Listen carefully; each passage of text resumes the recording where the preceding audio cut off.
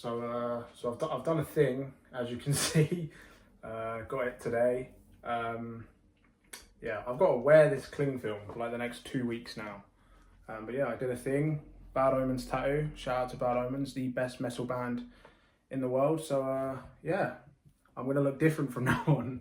Hello there everyone, welcome back to the channel. My name is Elliot Webber, and this past weekend at Brands Hatch we saw two brand new winners in the British Touring Car Championship, and they are of course Daryl DeLeon and Charles Rainford. And in this video I'm going to be telling you why I think those two drivers are the future of the British Touring Car Championship. So as always, let's get straight into this.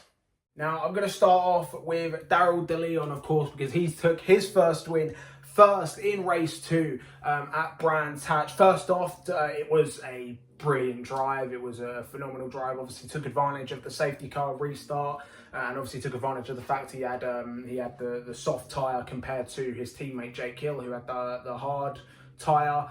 But still, it was a great drive from Daryl. I don't want to say I told you so, but I did say at the start of the season that Daryl DeLeon would be a race winner at WSR. Unfortunately, he is not the youngest race winner. He is the third youngest race winner in BTCC history, taking his first win at just 19 years of age.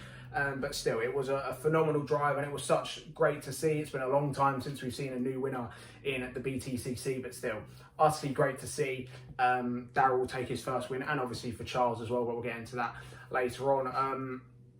So yeah, reason why I say Daryl is one of the stars of the future of BTCC. He's obviously got the talent. He's got the wheel-to-wheel ability. You know, he can race. He's naturally quick. You know, obviously, yes, his qualifying hasn't been the best at WSR just yet. But you can clearly tell that he is slowly progressing. He is slowly getting quicker as he develops in that BMW car, as he develops with WSR as well as a team. You can clearly see that Daryl eventually, maybe even at some point this year, Daryl DeLeon will be making appearances into the Quick Six, and maybe even be making appearances onto the front row, and maybe even might take a pole position or two later this year. I would not write Daryl off for a pole position actually in 2025. But again, as mentioned, his racecraft at such a young age is phenomenal. It's one of the best I've seen from a driver his age. You know, again, only 19 years old, so to be on the pace that quickly at such a young age, it's great to see. And that is why I do think that if Daryl DeLeon hopefully sticks around for the long haul and does stick around for a long time with WSR and in the BTCC, there is no doubt in my mind that Daryl DeLeon eventually will be winning championships and will no doubt be considered a future of the sport. And I am considering him a future of the sport. I said it when he won his first race a couple of days ago, that he is the future of BTCC. And yeah, I do hope some people here agree with me. Now, moving on to Charles Rainford. Now, Charles is a little bit of a different one. Obviously, Charles is more of an unknown. He was more of an unknown coming into the BTCC this year, but obviously debuting in a WSR BMW, there's already going to be some expectations on you. You know, yes, you're a rookie, but Dick Bennett has clearly seen the vision in you. He's seen something in you. And obviously, for those of you who do watch the TOCA support package, some of you should know that Charles Rainford is already a solid driver with his escapades in the Porsche Carrera Cup and in historic racing. You know, Charles is already a naturally gifted driver. As mentioned, a multiple-time race winner in the Porsche Carrera Cup and a multiple-time race winner in historic racing. So I do think it was going to be a matter of when, not if, for Charles.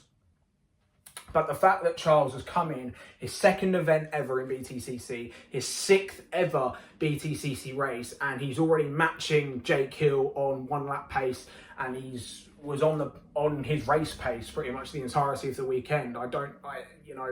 Charles was just so quick around Brands, and honestly, I was talking to one of my subscribers about this on Twitter, that Charles Rainford was probably driver of the weekend at Brands Hatch. You know, he was for him, and I said this in my trackside vlog as well. Please go check that out if you haven't already.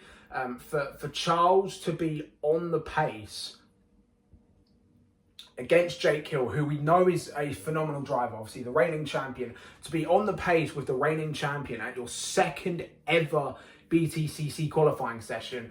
It's something that I don't think we've seen since Dan Camish or Ash Sutton, maybe. You know, obviously those are the two guys who were on the pace instantly in their debuts.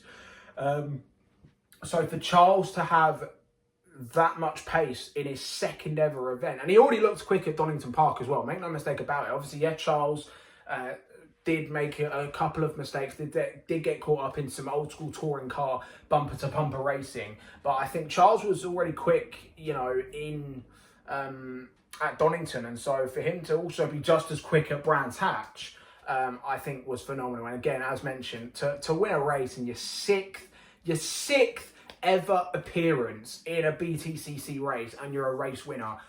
I can't remember the last time someone's won this early before in a BTCC season. Obviously, we know the likes of Dan Camish, Ash Sutton and George Gamble, they all won races in their rookie seasons, but it wasn't till the midway to the latter half of the year for them.